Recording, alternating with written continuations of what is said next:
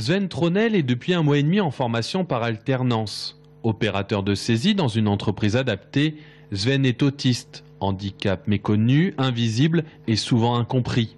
Dans mon parcours, c'est souvent ce qui a fait défaut. Auparavant, moi, j'ai suivi une formation, un parcours scolaire classique.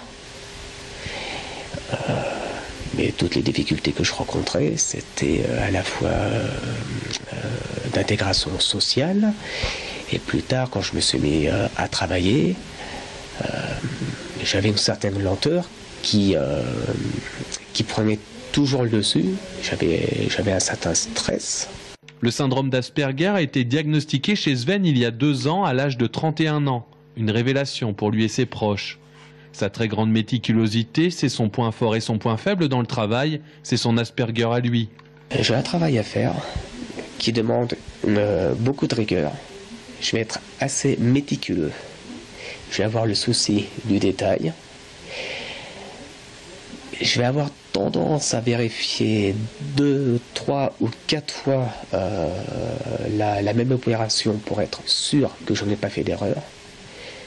C'est toujours le souci de bien faire, quitte à vérifier parfois de façon exagérée. Et ça, c'est une caractéristique du syndrome d'Asperger. Les autres salariés de Socia 3, une filiale du groupe de comptabilité Sorégor, ont été sensibilisés aux troubles de l'autisme, avec des référents pour Sven au sein de l'entreprise.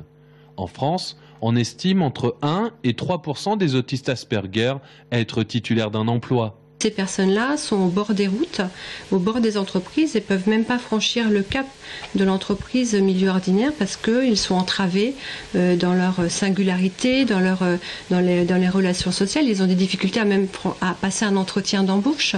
Donc voilà, c'est dramatique comme situation. Donc le but, c'est d'infléchir cette tendance et de prouver qu'on peut embaucher et que ça marche super fort. Pour Sven, l'incompréhension du système scolaire classique, d'employeur classique, a maintenant laissé place à un objectif précis et digne de ses capacités, devenir comptable dans 2 ans.